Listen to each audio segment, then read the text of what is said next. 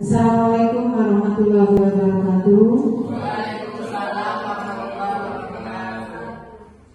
Bapak Ibu Dewan Guru SD 48 Gedung Tataan yang saya hormati, alhamdulillah siang hari ini kita masih diberi kesehatan sehingga masih bisa melaksanakan kegiatan belajar mengajar. Dilanjutkan dengan kegiatan hari ini kita ada diseminasi penerapan budaya positif. Saya lihat Puspitasari JGP Angkatan 11 Kabupaten Pesawar dari UPTD SD 48 Gedung Tataan. Next. Hari ini saya akan menyampaikan aksi nyata modul 1.4 yaitu budaya positif. Next. Budaya positif merupakan perwujudan nilai-nilai kebijakan universal yang harus ditetapkan di sekolah. Kebiasaan-kebiasaan yang berkembang di sekolah secara tidak langsung menjadi cermin dari tujuan mulia, yaitu nilai-nilai yang diyakini sekolah. Tentu diperlukan upaya untuk menciptakan lingkungan positif agar dapat membentuk budaya positif.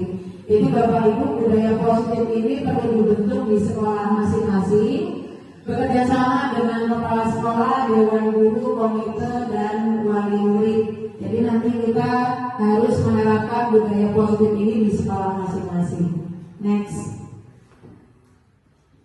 Ada beberapa konsep inti budaya positif. Yang pertama, perubahan paradigma belajar. Yang kedua, disiplin positif. Yang ketiga, nilai-nilai kebajikan. Yang keempat, kebutuhan dasar manusia. Motivasi perilaku manusia, posisi kontrol guru, dan keyakinan kelas. Terakhir adalah segitiga restitusi. Next. Pembelajaran dengan paradigma baru, artinya pembelajaran dengan paradigma baru ini merupakan pembelajaran yang dirancang berdasarkan prinsip pembelajaran berdiferensiasi, sehingga para peserta didik belajar sesuai kebutuhannya berdasarkan tahap perkembangan sesuai teori psikologi modern untuk mewujudkan profil pelajar Pancasila. Jadi sesuai dengan teori Ki Hajar Dewantara bahwa anak-anak di sekolah itu harus bahagia. Nah, kita menggunakan paradigma baru. Di dalam teorinya, Ki Hajar Dewantara itu mengibaratkan anak itu seperti tumbuhan, sedangkan guru itu adalah seorang petani atau pekebun. Jadi bagus tidaknya tumbuhan itu tergantung bagaimana pekebun atau petaninya memelihara kebun itu. Sama ketika di sekolah, Bapak Ibu guru itu mempunyai murid yang beraneka ragam, pertumbuhannya berbeda-beda. Jadi tugasnya di paradigma baru ini, guru harus merancang pembelajaran berdasarkan prinsip pembelajaran berdiferensiasi, sehingga para peserta didik belajar sesuai kebutuhannya. Diferensiasi sendiri berasal dari bahasa Inggris, yaitu berbeda artinya. Different artinya berbeda. Jadi memang anak-anak itu mempunyai sifat yang berbeda-beda. Next. Mengubah paradigma stimulus respon ke pendekatan teori kontrol. Di sini ada beberapa stimulus respon. Yang pertama adalah realitas atau kebutuhan kita sama. Kemudian semua orang melihat hal yang sama. Kita mencoba mengubah orang agar berpandangan sama dengan kita. Kemudian perilaku buruk dilihat sebagai suatu kesalahan. Kemudian orang lain bisa mengontrol saya bisa mengontrol orang lain. Pemaksaan ada pada saat bujukan gagal. Ke bawah. Model berpikir menang atau kalah. Nah, itu adalah sebagai stimulus respon.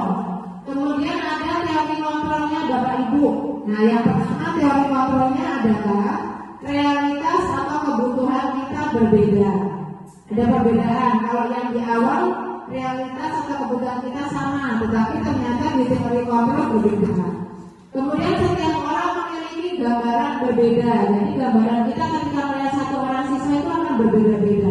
Oh, si Dika menurut si Ibu Eni begini, tapi menurut Bu Sulis mungkin di pelajaran pembelajaran dia lebih bagus gitu. Nah, jadi di sini ada kontrol teori yang menunjukkan bahwa setiap orang itu memiliki gambaran yang berbeda.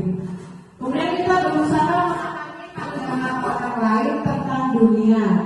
Nah, ketika ada orang lain mengatakan suatu teori kalau dia begini berarti kita tugas sebagai dewan guru di sekolah, kita berusaha untuk mengontrol diri kita masing-masing, bukan mengontrol temannya.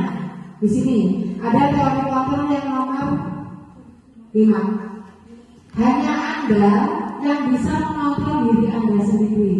Jadi baik buruknya Bapak Ibu di sekolah ketika mengajar, yang bisa mengontrol adalah diri sendiri masing-masing. Kalau kepala sekolah supervisi itu kan di kelas, tapi kontrol diri itu ada pada diri kita masing-masing. Sudah baguskah kita sebagai guru di sekolah, sudah baguskah kita sebagai warga dalam masyarakat, nah itu kita kontrol masing-masing.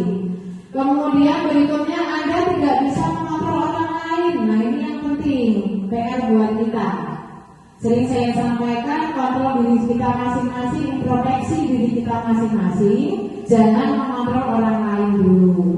Kita ini udah bagus belum gitu. Jangan, oh itu di sana misalnya nggak usah ngontrol orang lain. Kita sendiri mengontrol diri kita sendiri masing-masing. Kemudian kolaborasi dan konsensus menciptakan pilihan-pilihan baru. Nah ini kolaborasi ini maksudnya kita berkolaborasi dalam semua warga sekolah. Ada kepala sekolah, ada dewan guru, ada komite, ada wali murid, ada murid. Nah di sini harus ada kolaborasi. Kemudian yang terakhir model berpikir menang-menang. Ini maksudnya model menang-menang apa? Menang menghadapi diri kita sendiri. Berhasil nggak sih kita menang untuk kita sendiri? Misalnya tadi kita punya tujuan tuh, kita di kelas ini mau membuat anak kita itu merasa lebih senang belajar daripada hari sebelumnya. Kalau di hari itu Anda berhasil, berarti menang di hari itu. Maksudnya di sini kata menang-menang itu. Next. Ya, kemudian disiplin positif ini ada 3 bagian. Disiplin berasal dari kata disiplin yang artinya belajar. Ternyata belajar nih disiplinnya artinya. Kemudian mengacu pada disiplin diri yang memiliki tanggung jawab terhadap apa yang dilakukannya berdasarkan nilai-nilai yang diyakini. Jadi di sini ada kata belajar, kemudian ada kata tanggung jawab. Nah, jadi kita nggak asing lagi dengan kata belajar, kata tanggung jawab sudah dengar tiap hari Bapak Ibu. Tentu saja artinya sudah paham lah belajar itu yang bagaimana, tanggung jawab itu seperti apa. Kemudian disiplin merupakan salah satu cara penerapan disiplin yang bertujuan untuk menumbuhkan kesadaran serta pemberdayaan peserta didik tanpa imbalan penghargaan atau reward, ancaman atau hukuman. Jadi di sini disiplinnya tuh nggak boleh ada hukuman lagi, nggak boleh ada ancaman-ancaman. Misalnya, kamu kalau nggak ngasih coklat bu guru nggak dapat nilai bagus, itu ancaman, itu nggak boleh ya Bapak Ibu ya. Kemudian kalau mau naik kelas, ke rumah guru bawa ayam, bawa teh itu nggak boleh juga. Jadi ada bahasa lain nyodok, itu nggak boleh ya. Kemudian ada lagi hukuman, ini nggak boleh ngasih hukuman lagi ternyata Bapak Ibu. Kecuali kalau sudah ada kesepakatan kelas di masing-masing kelas. Misalnya di kelasnya Bu Erti sudah ada kesepakatan, misalnya kalau tidak hadir 1 hari tanpa keterangan, maka besoknya harus membersihkan kelas setelah pulang sekolah. Itu namanya konsekuensi setelah ada kesepakatan, bukan hukuman. Beda ya. Kalau hukuman itu tidak ada kesepakatan di awal, tapi langsung dihukum, gitu, tidak boleh. Tapi kita harus buat kesepakatan kelas di masing-masing kelas. Boleh berbeda tidak setiap kelas? Boleh. Kesepakatan kelas itu apa sebenarnya? Kesepakatan kelas itu adalah suatu peraturan di kelas yang dibuat oleh guru dan siswa. Jadi ada kesepakatan antara guru dan siswanya. Untuk apa tujuannya? Supaya pembelajaran di kelas itu lebih disiplin dan tertib. Nggak udah. Kemudian Bapak Ibu, ada 5 macam kebutuhan dasar manusia. Yang pertama bertahan hidup, yaitu di dalamnya ada makanan, pakaian, tempat tinggal, keamanan dan kesehatan. Coba yang kedua Pak Molar apa? Yang kedua adalah kasih sayang dan rasa terima kasih, meliputi rasa diterima, dipedulikan, berbagi kerjasama, menjadi bagian kelompok.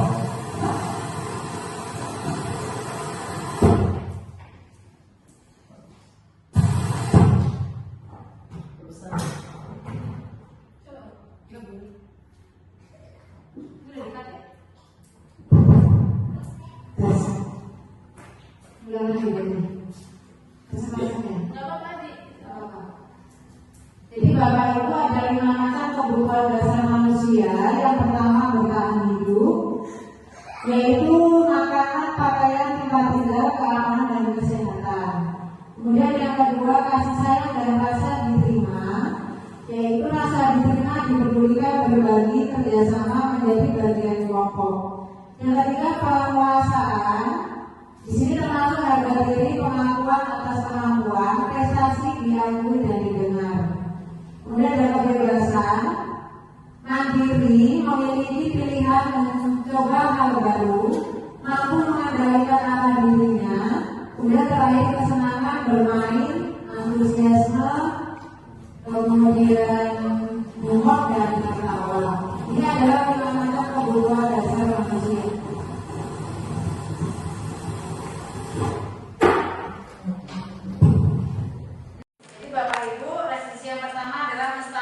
Identitas, yaitu berbuat salah itu wajar, tidak ada manusia yang sempurna. Ibu Bapak juga pernah melakukan hal ini. Ibu Bapak tidak mau mencari siapa yang salah, tetapi Ibu Bapak ingin mencari solusi dari permasalahan ini. Benar ya Bapak Ibu, manusia tidak ada yang sempurna ya. Nah, tugas kita adalah saling menyempurnakan, melengkapi supaya lebih sempurna lagi. Yang kedua adalah validasi tindakan yang salah. Kamu pasti punya alasan mengapa melakukan hal ini. Itu pertanyaan pertama. Kemudian padahal kamu bisa saja melakukan hal yang lebih buruk dari hal ini, karena memperlakukan sesuatu itu yang penting bagimu. Berikutnya. Yang ketiga adalah menanyakan keyakinan. Yang pertama, apa keyakinan kelas kita? Jadi di kelas nanti Bapak Ibu tanyakan kepada anak. Kemudian nilai-nilai apa yang telah disepakati bersama? Seperti apa gambaran sebuah kelas yang ideal menurut kamu? Kamu ingin menjadi orang yang seperti apa? Nanti ini akan menarik buat anak Bapak Ibu ditanyakan di kelas. Jadi yang pertama tanyakan apa keyakinannya, kedua nilai apa yang telah disepakati, seperti apa gambaran sebuah kelas yang ideal menurut kamu? Kamu ingin menjadi orang yang seperti apa? Setelah buat kesepakatan tanyakan lagi kepada anak. Next, ya, next. Nah, kesimpulannya dari terakhir nih Bapak Ibu. Kesimpulannya adalah penerapan budaya positif. Hendaknya guru memiliki standar kepribadian, profesional dan sosial yang baik, di mana guru mampu merefleksikan dirinya dalam posisi kontrol saat ini. Bagaimana perjalanan dirinya sebagai anom atau manajer yang menuntun murid-muridnya menjadi insan yang mandiri, merdeka, dan bertanggung jawab. Next, terima kasih. Sebelum saya tutup, saya ingin mengajak Bapak Ibu untuk kembali bersemangat di akhir sesi yang saya sampaikan. Jadi kita tepuk dulu ya Bapak Ibu. Masih ingat tepuk semangat? Masih. Kalau tepuk konsentrasi masih bisa?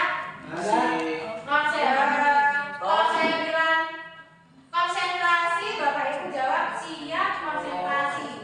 Kalau saya bilang 1 ke kanan 1 kali, kalau saya bilang 2 kanan kiri, saya bilang 3 kanan kiri atas, saya bilang 4 kanan kanan kiri kiri, kalau 5 kanan kanan kiri kiri atas. Siap Bapak Ibu? Siap. Nah, yuk konsentrasi. Konsentrasi. Nomor 1. Sebelum saya tutup sesi ini, saya ingin mengajak Bapak Ibu untuk tetap bersemangat dengan melakukan tepuk konsentrasi. Masih ingat ya? Masih. Konsentrasi. Siap, konsentrasi. Tepuk 1, tepuk 2, tepuk 3, tepuk 4, tepuk 5, tepuk 3, tepuk 5. Ya, tepuk tangan buat saya sampaikan. Terima kasih atas perhatiannya. Saya ini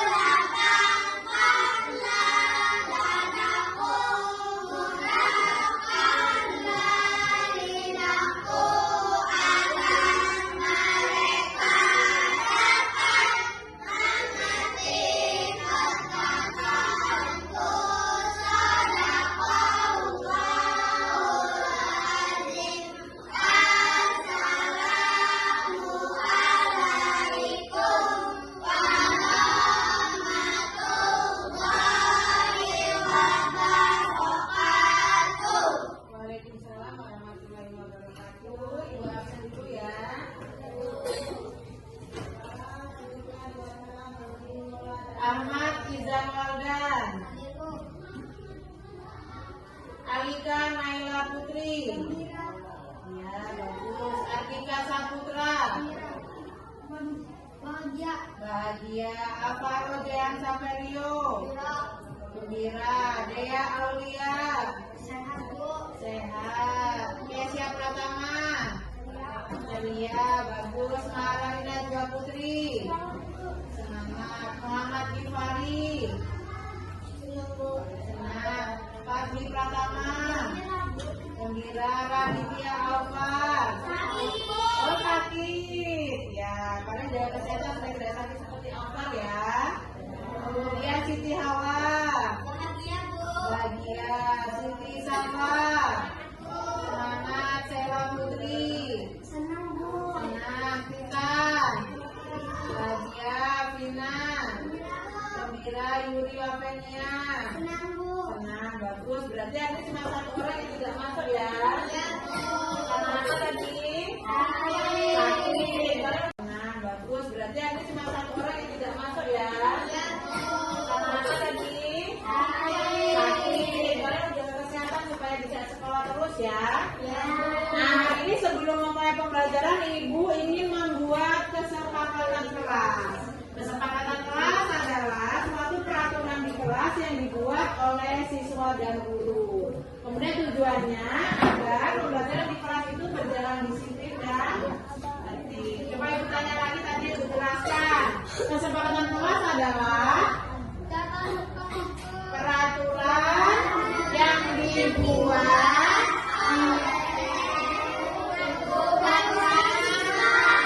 ya, bagus. Tadi disebutkan Dika adalah contohnya.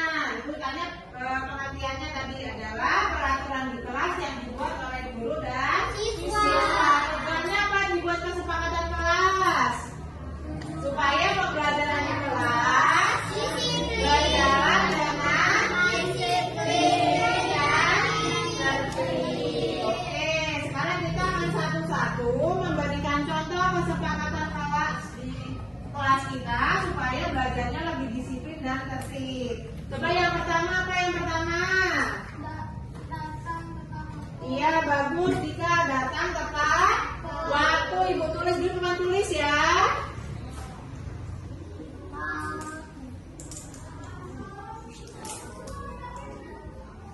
Kesepakatan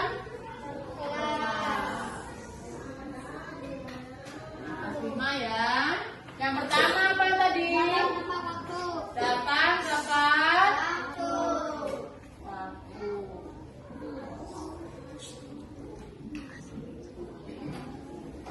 Kemudian yang kedua apa lagi? Berdoa sebelum belajar dan sebelum pulang. Coba kita maju dituliskan dulu ke depan. Berdoa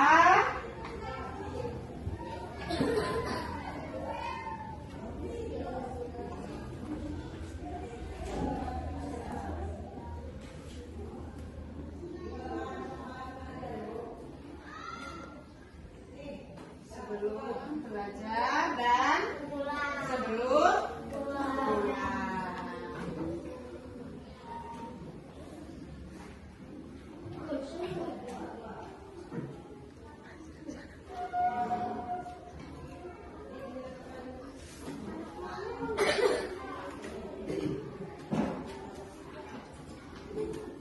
Ya, bagus. Yang ketiga apa? Ya, bagus. Bersikap baik dan sopan terhadap siapapun. Coba Alika dulu di depan.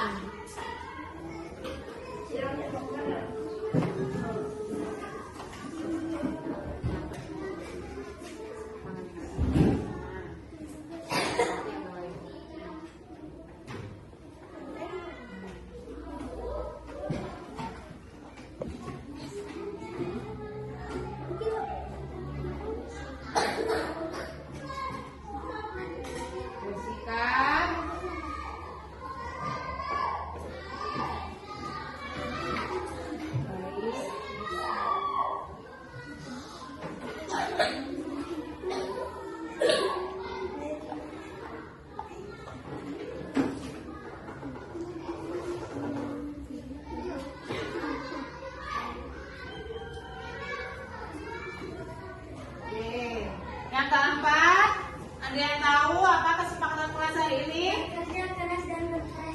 Bekerja keras dan berprestasi. Coba maju.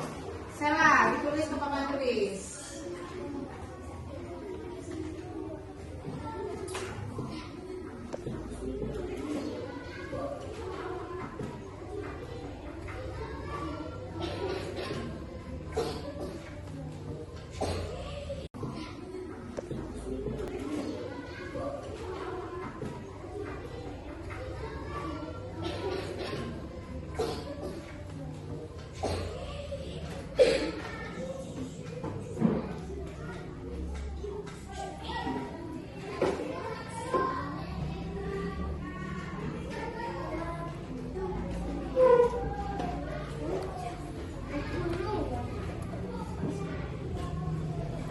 Bagus, yang kelima ada yang tahu kelima?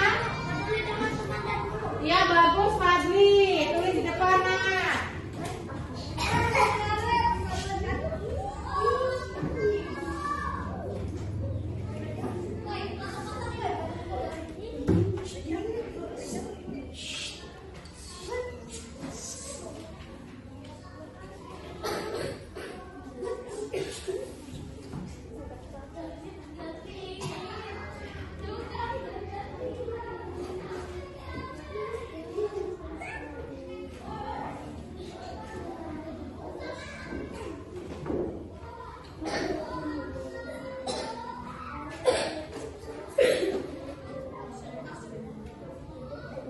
Ya bagus, yang keenam ada yang tahu? Ya bagus Najwa, terus ke depan Najwa.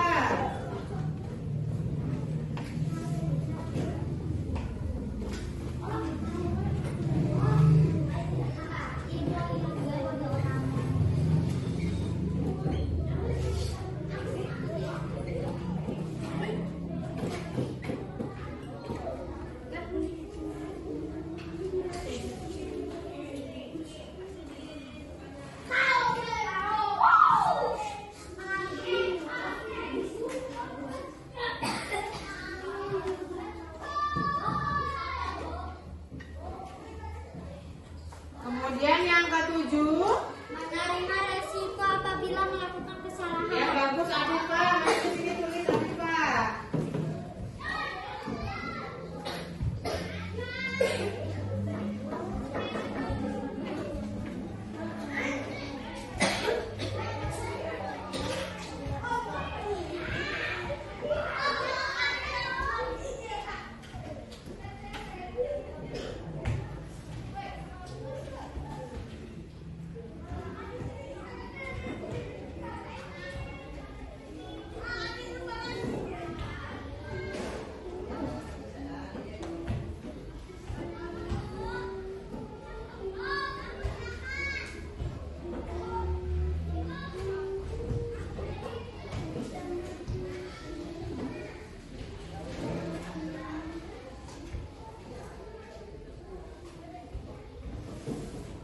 Ya bagus. Sudah ada 7, perlu tambahkan lagi satu lagi, ada yang tahu?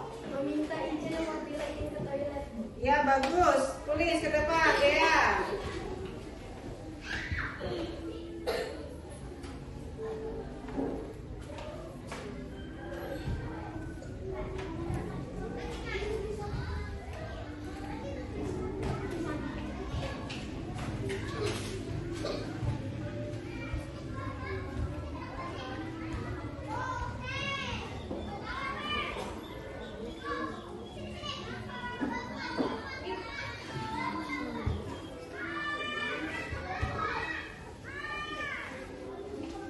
Ya, ini sudah ada 8 kesepakatan kelas. Yang pertama apa? Akan tepat waktu. Yang kedua? Yang ketiga? Yang keempat? Yang kelima? Yang keenam? Yang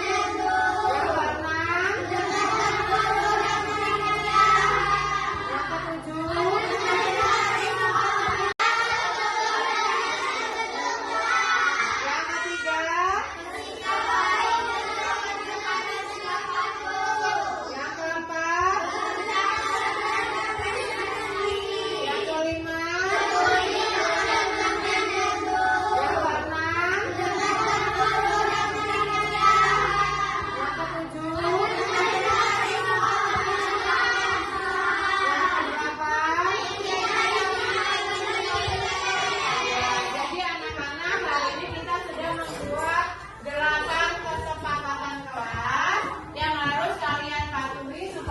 pembelajaran di kelas lebih disiplin dan tertib. Siap? Ya, ini ada bagian nomor 7. Menerima resiko apabila melakukan kesalahan. Jadi sebisa mungkin jangan melakukan kesalahan-kesalahan di dalam kelas. Oke. Kemarin kita sudah belajar tentang apa? Bagaimana Pancasila? Mencintai tanah air. Coba masih ingat nggak contoh sikap mencintai tanah air? Yang pertama apa?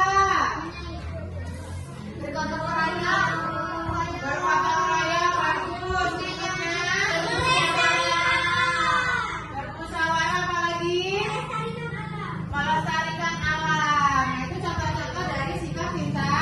Nah, ini kita akan belajar tentang norma dalam kehidupan. Sudah siap belajar hari ini? Sudah siap semua?